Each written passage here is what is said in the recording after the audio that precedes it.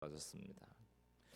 오늘 저는 이제 성탄절을 앞두고 인생의 목적이라고 하는 주제를 가지고 주님 주시는 말씀을 함께 나누기를 원합니다. 한 과학자의 줄기세포 연구가 선풍적인 관심을 끌었던 적이 있습니다. 배아줄기세포에 관한 연구가 세계적으로 각광을 받고 또 사람들은 그를 경배하는 수준에까지 이렇게 이제 갔죠. 그것은 과학자 한 사람에 대한 것이라기보다는 난치병에 걸린 사람을 살리는 생명에 대한 경배였을 거라 이런 생각을 하게 됩니다. 그러니까 이제 말하자면 죽고 싶지 않은 거죠. 사람이라는 건. 목사님 저는 죽음이 두렵지 않아요. 저는 죽음이 전혀 부담되지 않아요. 이렇게 말씀은 하시지만 사실은 죽고 싶지 않은 욕망이 모든 사람의 마음속에는 있는 것입니다. 그러나 그것은 진정한 경배의 대상이 아니라는 거예요. 자, 우리가 힘든 시기가 오고요. 또 힘든 자리가 오면 그때야 비로소 경배의 대상이 누군가라고 하는 것을 보게 됩니다. 1절을 보니까 헤롯 왕 때에 예수께서 유대 베들레헴에 나셨다 이렇게 말씀을 하세요. 자, 예수님이 어떤 어려움 속에 오셨나를 봤더니 헤롯 왕 때에 오셨다고 말씀합니다. 자, 헤롯은 정통 유대인이 아니라는 말씀을 제가 드렸죠. 에서의 후손입니다. 그리고 이두메라고 하는 사람의 자손이에요. 근데 이제 유대인은 굉장히 혈통을 중요시하거든요. 그래서 정통 유대인이 하면 왕이 될 수가 없습니다. 자, 그래서 로마에 뇌물을 주면서 여러 이제 방법들을 써가지고 왕위에 올라가지고 그 왕위를 유지하기 위해서 수많은 비용들을 지금 지출하고 있는 거예요. 왜냐하면 정식으로 하면 자기는 유대인의 왕이 될 수 없는 이런 신분이었기 때문에. 자, 그렇게 왕위를 유지하려고 하니까 왕의 자리에 앉아서도 두려움이 있었고 내 왕위를 뺏으려고 한다라고 하는 굉장한 강박에 시달리면서 그 아내를 죽이고 아들들을 막 살해하면서 자기 왕위를 빼앗으려고 이렇게 모반을 이제 도모한다라고 하는 이런 이유들을 가지고 아들도 죽이고 아내도 죽이고, 그리고 같은 이유를 가지고 예수님도 죽이려고 한 거예요. 자기 왕의 자리를 뺏으려고 한다.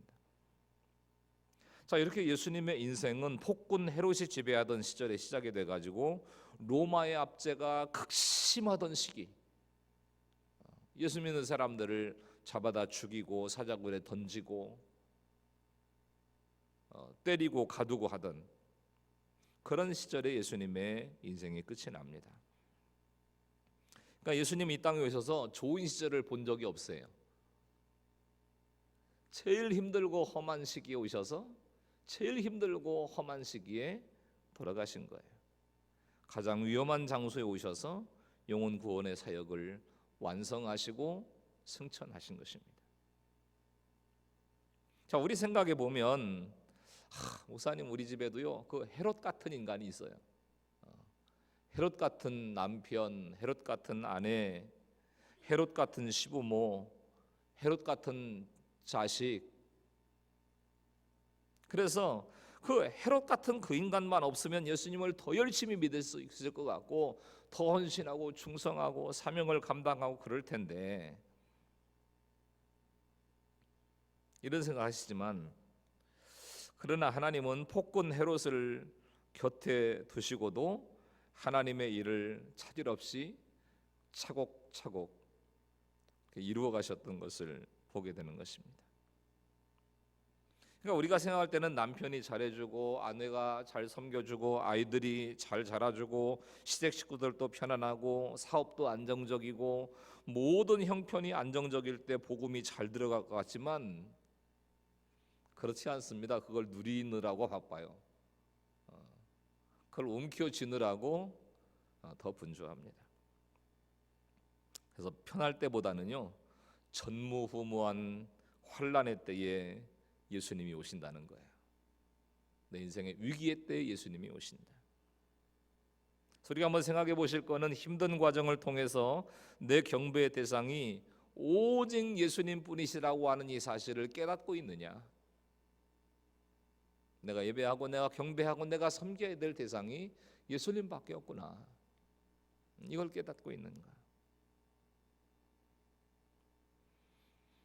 자, 그 뒤에 있는 1절부터 2절 말씀 한번 읽겠습니다. 시작. 동방으로부터 박사들이 예루살렘에 이르러 말하되 유대인의 왕으로 나시니가 어디 계시냐? 우리가 동방에서 그의 별을 보고 그에게 경배하러 왔노라 하니. 자, 헤로드 왕 때 예수님이 탄생하셨는데 누가 제일 먼저 경배하셨다고 말씀합니까? 동방에서 온 박사들. 박사들이 온 이유는 예수님을 유대인의 왕 메시아로 알았기 때문에 그렇죠. 유대인의 진정한 왕이신 예수님을 경배하려는 뚜렷한 목적을 가지고 있었다는 거예요. 자, 이들은 별을 연구하는 한 분야의 전문가들입니다. 자, 이 시대에 전문가가 된 사람들이 조금만 겸손하면 하나님이 크게 들어서십니다. 근데 이 시대의 전문가라는 사람들 보세요. 교만하기 짝이 없습니다. 자기가 뭘 좀 안다는 거예요. 한 분야에 대해서 좀 안다는 거예요. 아는 척을 하고 잘난 척을 하고요. 그러니까 뭔가를 성취한 사람들은 조금만 겸손해도 그 겸손이 크게 드러나거든요. 크게. 동방 박사들이 아기 예수를 메시아라고 알 수 있었던 지혜는 바로 이 겸손이 있었기 때문인 것입니다. 자, 별을 연구하는 사람들이니까 별의 인도함을 받았어요.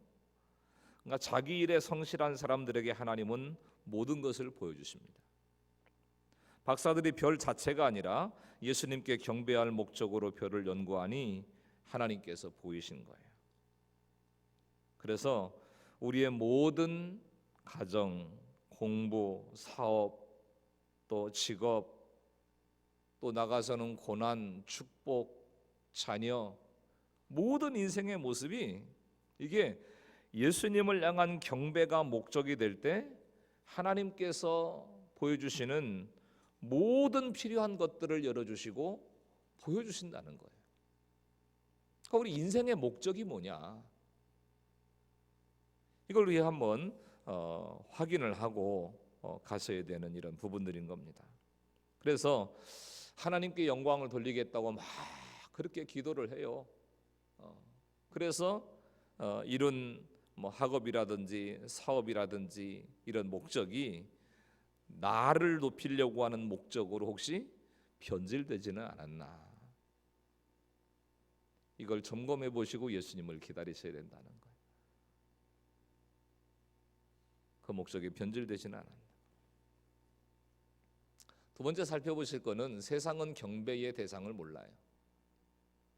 3절에 보니까 헤로드 왕과 온 예루살렘이 듣고 소동했다.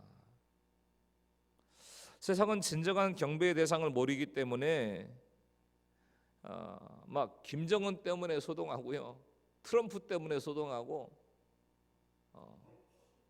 무슨 이제 여러 이제 정치적인 혼란 때문에 혹은 경제적인 어려움 때문에 소동을 합니다.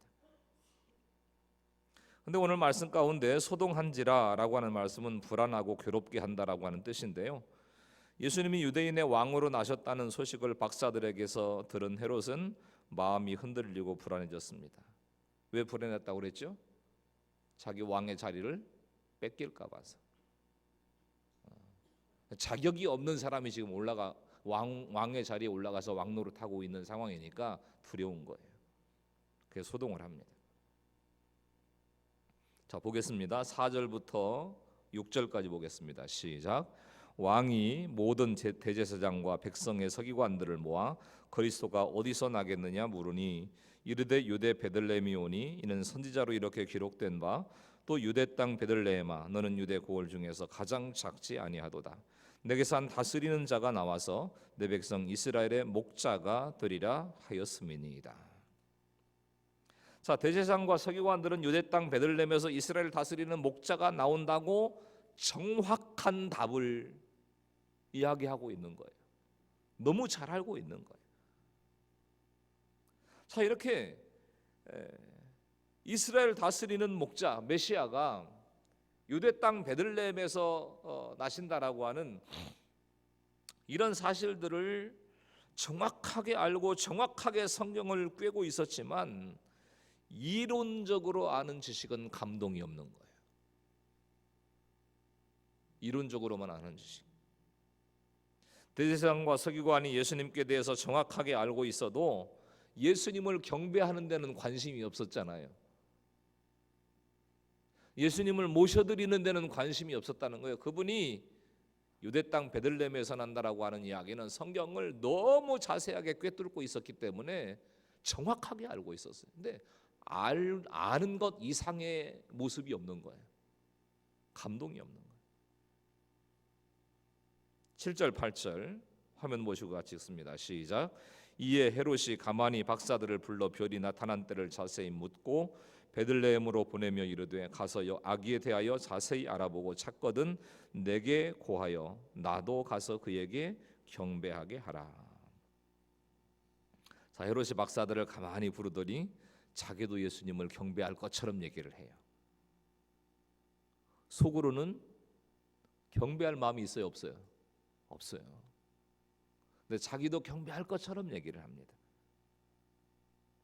그래서 자세히 묻고 자세히 알아보래요. 이럴 때는 분별하기가 어렵죠. 이 사람이 진짜 예수님을 경배한대, 자기도 경배하고 싶대. 분명히 안 믿는 사람인데요, 대단한 지위를 가지고 대단한 재력을 가지고 대단한 실력과 힘을 가지고 네가 나한테 잘 알려달라고, 네가 내 말만 잘 들으면 나도 교회 갈 거야, 이러면 분별하기가 굉장히 어렵습니다. 그래서요, 안 믿는 사람과의 동업, 안 믿는 사람과의 결혼, 이런 부분들을 잘 우리가 분별을 못하면 잘못하다가는 예수님을 죽이는 일에 동조할 수 있다는 거예요. 예수님을 죽이는 일. 지금까지는 별을 보고 환경의 인도로 잘 왔는데 전문가처럼 보이는 실력 있고 권세 있고 힘 있어 보이는 헤롯과 대제사장들에게 물어보면서 뭘 놓쳤어요? 별의 인도함을 놓쳐버렸어요.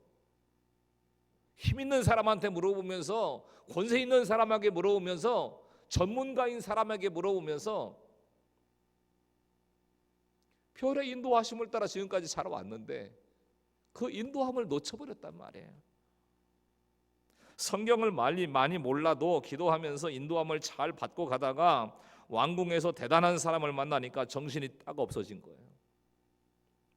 와, 이 사람이 나를 잘 인도해 줄 것 같구나. 이렇게 돈도 많고 이렇게 실력도 있고 이렇게 대단하고 이런 사람이니까. 그러니까 경배의 대상을 모르는 세상과 연합하고 세상과 연결이 되고 세상에 대단한 사람을 찾아다니다가 하나님의 인도하심을 놓쳐버리더라는 거예요. 믿음에 의해서 떠내려가는 거예요. 그래서 인생의 목적이 흔들리면요, 그 인생은 시간 낭비, 돈 낭비, 에너지 낭비, 이거 하다가 끝나게 돼 있어요. 인생의 목적이 뭐냐? 왜 우리가 예수님을 기다리느냐? 한번 생각해 보시고 점검을 한번 해보세요. 내가 기도하고 깨닫는 것보다 박사나 전문가에게 묻는 것이 빠를 것 같아가지고 헛된 수고를 하고 있지는 않나, 지금 내 인생 가운데는.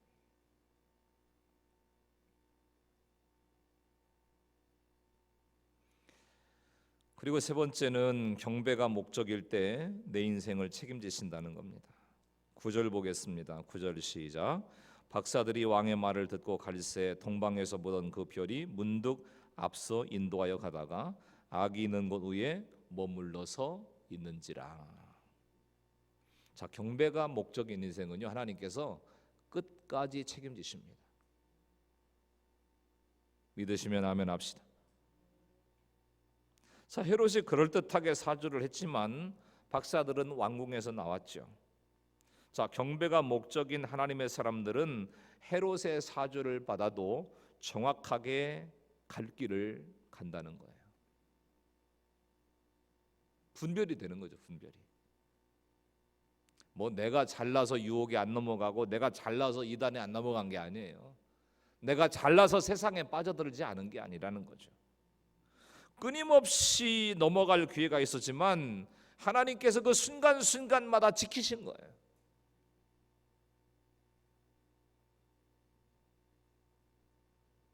너무나 우리는 연약한 존재고 멍석만 깔아주면 그냥 들어 누워서 일어날 줄을 몰라요. 하나님이 도우신 거죠.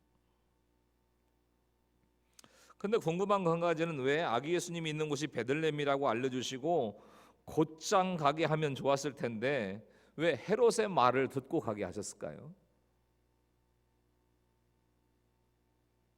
유대 땅 베들레헴이니까 거기로 가라. 왕궁에 들릴 필요도 없고 헤롯을 만날 필요도 없고 곧장 가게 하셨으면 좋았을 텐데. 하나님 뜻은 뭐냐면 내가 직접 네 자신이 직접 세상 왕과 진짜 왕을 비교해 보라는 거예요. 세상 왕을 보여주시고 진짜 만왕의 왕이신 예수님을 보여주시는 거예요. 누가 진짜 왕인지 비교해 봐라.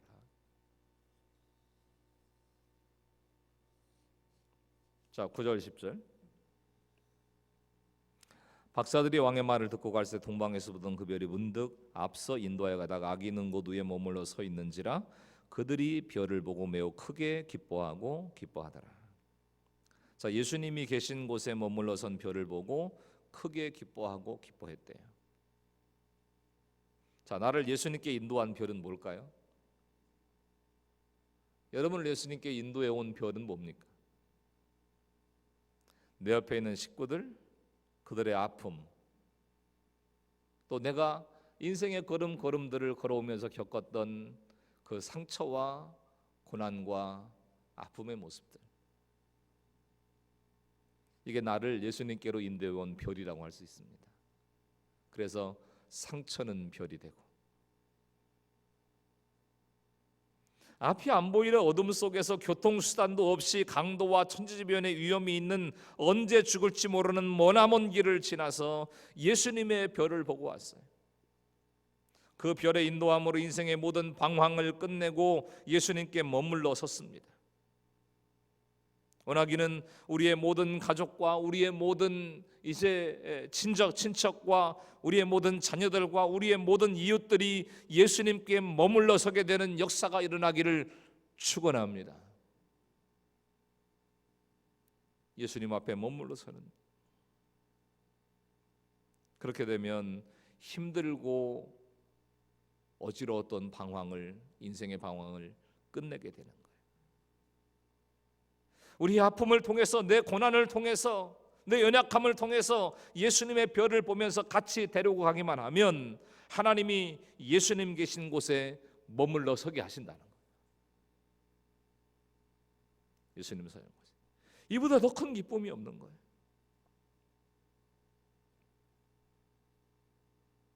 자, 우리가 말씀을 묵상하고 생각하는 게 중요한 거니까. 자, 자식의 별, 남편의 별, 아내의 별, 부모의 별을 통해서 예수님께 왔나요? 합격, 승진, 돈의 소식보다도 예수님께 머물러 선 식구들의 구원 소식에 크게 기뻐하고 계신가? 어떤 소식이 더 기쁘고 즐거운가? 자꾸 나에게 물어보셔야 돼요. 나 자신을 향해서 물어보셔야 되는 거예요. 그리고 점검해 나가셔야 되는 겁니다.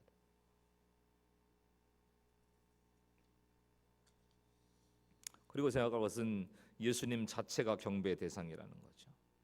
자, 11절 보겠습니다. 11절 시작. 집에 들어가 아기와 그의 어머니 마리아가 함께 있는 것을 보고 엎드려 아기께 경배하고. 예수님이 마국간에서 나셨다는데 이 박사들이 오늘 본문에 보면 집에 들어갔다 이렇게 말씀을 하고 있네요.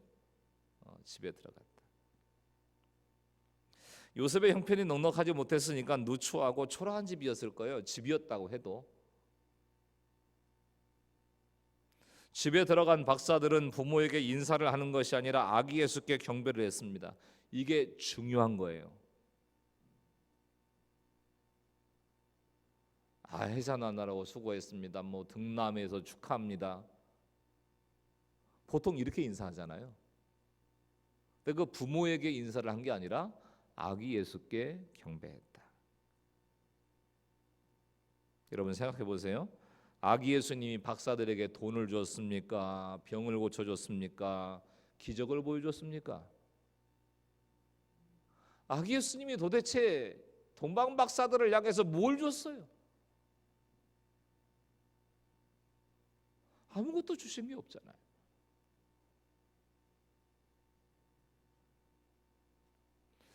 자, 그런데 예수님을 경배하는 것이 목적인 사람은 경배 대상을 정확하게 알아본다는 거죠. 예배의 대상을 정확하게 알아보는 거예요. 떡고물이 아닌 거예요. 예수님이 주시는 떡고물,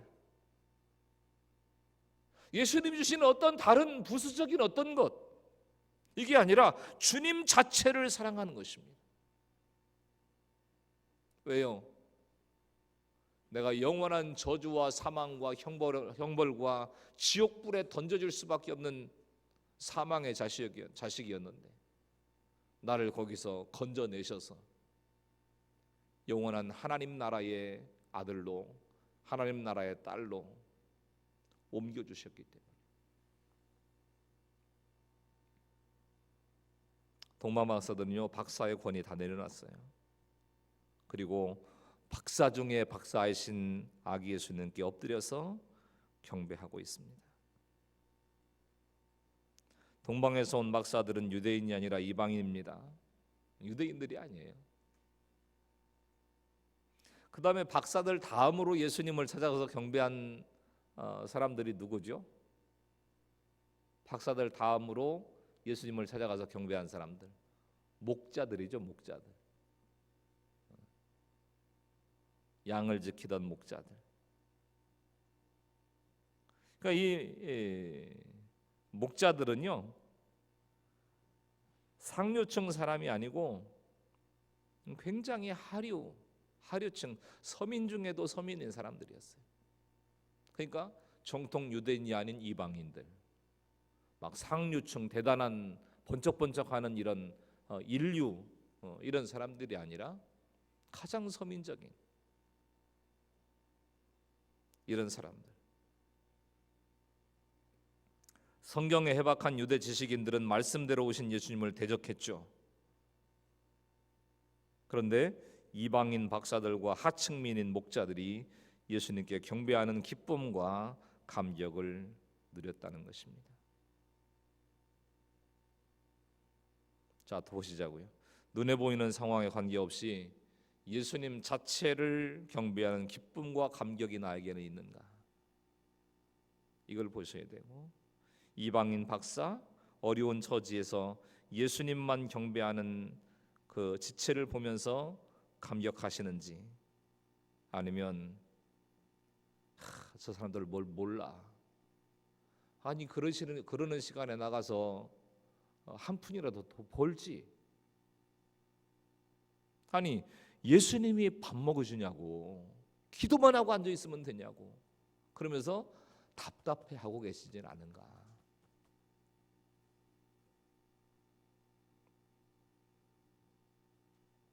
(11절에) 보배 압을 열어 황금과 유향과 몰약을 예물로 드리니라. 자, 박사들이 드린 예물 가운데 황금은 왕권을 의미하고, 유향은 제사장 되신 것을 의미하고, 몰약은 시체에 바르는 약으로서 예수님의 고난과 부활을 의미하는 겁니다. 근데 예수님을 경배하는 것은 믿는 자들의 특권이지만은 거기에는 책임도 있다는 것을 아셔야 돼요. 특권이긴 하나 책임도 있다. 예수님을 왕으로 인정하고 내 삶의 주인으로 인정하기에 내가 죽어지겠다라고 하는 표시가 바로 헌신의 예물인 거예요. 내가 죽어지겠다. 그래서 경배 대상이신 예수님을 만나면요, 저절로 헌신이 되는 거예요. 저절로. 힘들고 어려울 때 고난 중에서 예수님을 만난 사람들은요, 아까운 게 없어요. 아까운 게. 여러분, 나에게 시간과 물질의 헌신이 나오지 않는 것은 경배 대상이신 예수님을 만난 기쁨을 아직 모르기 때문에 그래요. 그러니까 아까운 마음이 들고, 절기가 올 때마다 추수감사를 얼마를 해야 돼, 성탄 예물을 얼마를 드려, 이게 고민이 되고 부담이 되는 거예요. 진짜 예수님을 만난 사람들은 아까운 게 없어요. 무조건 숭배하는 것은 진짜 경배가 아닙니다. 사람들은요, 자기 욕심 가지고 무조건적인 숭배를 하는데, 예를 들면 이런 거예요. 내가 이만큼 헌금하면 병이 낫겠지. 혹은 막 이만큼 내가 헌신하면 돈이 벌리겠구나, 승진의 문이 열리겠구나, 자식들이 합격하겠구나, 사업의 문이 열리겠구나. 그러면서 경배가 아닌 숭배를 한단 말이에요. 숭배. 그래서 인간 앞에서, 미신과 우상 앞에서 보배합을 열고 예물을 드려요. 인간 앞에 보배합을 열고, 우상 앞에 보배합을 열고, 내 소원 앞에 보배합을 열어서 막 병 낫게 해달라고, 자식의 장래가 열리게 해달라고, 취업되게 해달라고, 사업이 잘 되게 해달라고, 뭐가 잘 되게 해달라고 숭배를 한단 말이에요. 근데 보세요, 동방 박사들은 앞서서 말씀드린 것처럼 아무런 기적을 보지 못하고 아무런 이익이 없어요, 자기들에게. 그런데도 예물을 드립니다. 그냥 예물이 아니에요. 보배합을 열어서 올려드리는 예물을 드렸다는 거예요. 우리는 뭐라고 얘기하냐면, 나에게 기적만 베풀어 주시면, 나에게 초자연적인 역사만을 하나님 허락해 주시면 뭘 드리겠다고, 그러면서 한 맺힌 기도를 하죠. 이 병만 고쳐주시면 교회 봉사할게요. 이 사업만 잘 되게 해주시면 집을 팔아서라도 건축원금 할게요. 주여 미시면 막 힘을 줘가지고, 막 이를 악물고 악센트를 줘가지고, 그리고 기도를 합니다. 인생의 목적이 예수님 경배가 아니니까, 인생의 목적이 여전히 세상에 있으니까 이것도 달라 저것도 달라, 달라 막 달라, 그런 기도를 하는 거예요. 근데 가만히 생각해 보세요. 우리 너무 많이 받은 거 많지 않아요?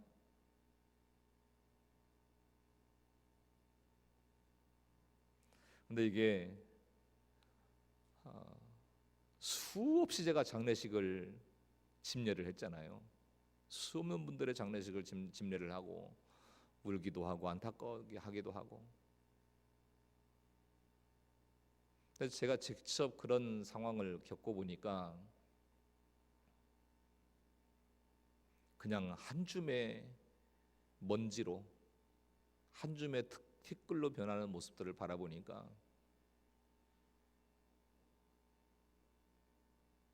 인생이요,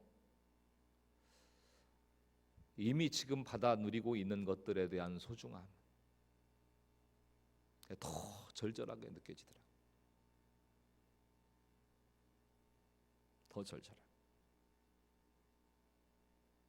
그러니까 이미 받은 그것으로도 주님은 경배받으시기에 합당하신 분이시라는 거예요.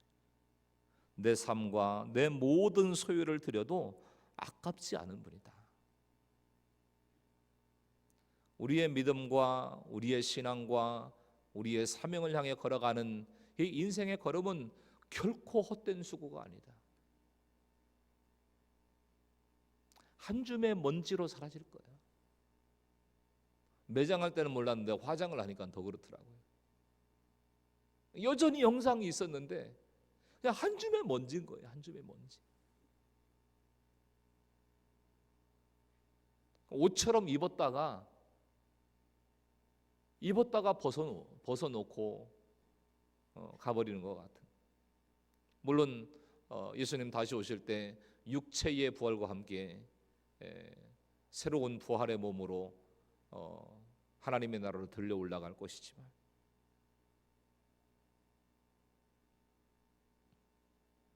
나를 구원하시고 영원한 생명을 주신 예수님 앞에 어떤 헌신의 예물을 드리셨나요? 내 보배합을 열어드린 예물이 생각나시나? 예수님의 주인 되심을 잊어버리고 내 시간, 내 돈, 내 건강이라고 착각하면서 또 예물을 드리면서 아까워하진 않으셨는지, 또 내가 헌신하지 못하는 것, 가장 내가 아끼고 있는 것은 무엇인지, 그걸 한번 뛰어넘어 보셨으면 좋겠어요. 그걸 한번 뛰어넘어 보셨어요.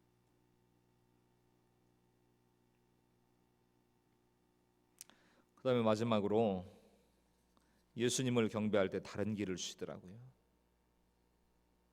자, 일국의 대통령이라고 할 수 있는 헤롯이 예수님 계신 곳을 알려달라고 했는데 그들에게 가지 말라고 그러십니다. 가지 말아라. 대통령을 만나서 잘 보일 기회가 왔는데 가지 말래요.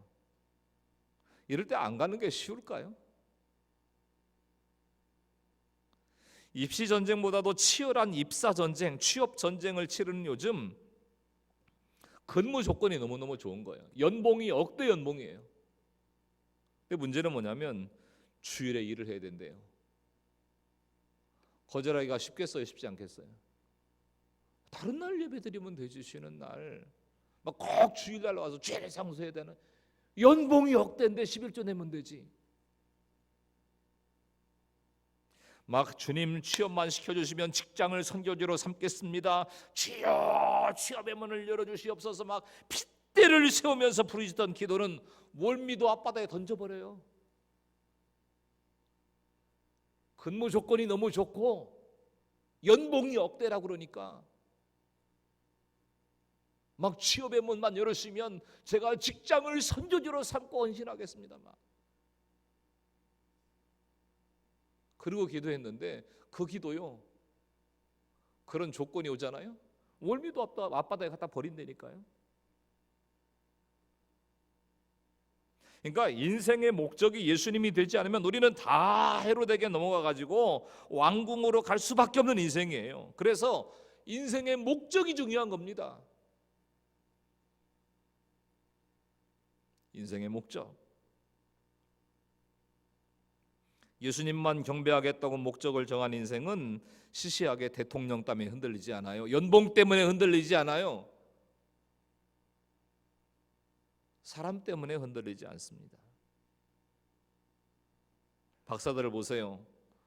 왕궁이 목적이 아니고 예수님께 경배하는 게 목적이니까 딱 부러지게 끊는 적용을 하고 다른 길로 가잖아요.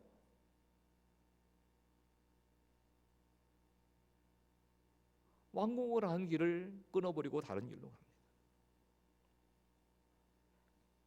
헤롯은 예수님을 죽이려고 모든 아기들을 죽였고요, 헤롯의 아들은 세례 요한의 목을 베어서 죽였습니다.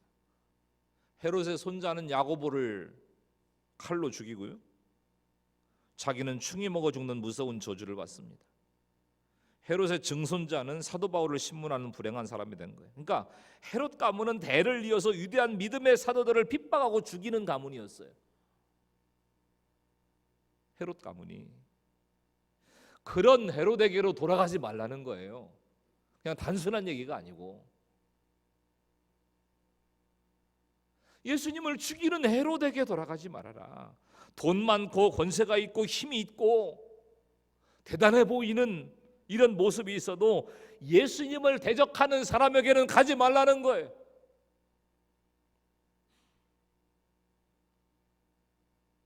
예수님을 죽이는 자에게는 가지 말아라. 뭐라고 그런지 아세요? 아 목사님, 그래도 저 사람이요 예수님이 나신 곳을 알려달라고 그랬잖아요. 그러면 그 저 사람이 예수님께 관심은 있는 거 아니에요? 뭐 이러면서 속으시면 안 된다는 거예요. 속으시면 잘 분별이 되셔야 되는 거예요.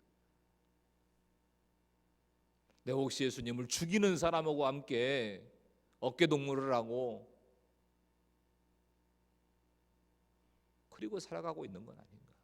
그 사람의 영혼을 불쌍히 여기는 것하고 함께 그 가치관에 물들어서 함께 동화되는 것하고는 다른 거예요. 속지 말라는 거예요. 아니 그 헤롯이 가진 돈이 뭐라고, 헤롯이 가지고 있는 권세가 뭐라고, 그 돈 그 권세를 예수님을 죽이는 데 썼는데 무슨 선한 것이 있다고 그걸 기웃거려요. 거기에 뭔 선한 것이 있다고. 사실 이때가 굉장히 중요한 순간인 거예요. 긴박한 시간인 겁니다. 왜냐하면 자꾸 헤롯을 기웃거리다가 보면 예수님이 오시는 길이 완전히 막힐 수 있는 거예요. 한 개인의 인생도 그렇고 그 가정도 그렇고 교회도 그럴 수 있어요. 자꾸 헤롯을 기웃거리다가 예수님이 오시는 길이 완전히 막힐 수 있는 거예요. 그러니 경배의 대상이신 예수님을 알고 예수님을 드렸으면 이제 깨끗이 떠날 사람은 떠나야 되는 거예요. 미련 두실 게 없는 거예요. 깨끗하게 떠날 자리는 떠나야 되는 거예요. 아, 여기 앉아 있으면 얼마를 버는데, 여기 앉아 있으면 어떤 재미가 있는데, 이런 미련을 버리고 떠날 곳은 깨끗이 떠나야 되는 거예요. 세상 헤롯에게 기웃거릴 필요가 없습니다. 지시함을 받아서 갔으니까 염려하지 말고 떠나라는 거예요. 하나님의 인도하심을 받아갔으니까. 내 눈에 보이는 다른 길이 없는 것처럼 보여도요, 헤롯에게는 가지 말라는 거예요. 아, 목사님 어느 길로 가라고요? 보이는 길이 없는데. 그래도 헤롯에게는 가지 말라. 그러면 분명히 다른 길을 보여주신다는 거예요. 예수님은 생명을 만드실 수도 있고 폐할 수도 있는 분이세요. 온 우주를 하루에 접으실 수도 있고 온 우주를 하루에 펼치실 수도 있는 분이세요.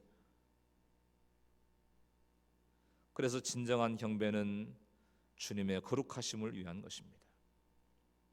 인생의 목적이 주님을 경배하는 것이 되면 모든 것이 살아나요. 모든 것이 살아납니다. 자녀도 살아납니다. 건강도 살아납니다. 가정도 살아납니다. 사업도 살아나요. 공부도 살아나요. 인생도 살아나요.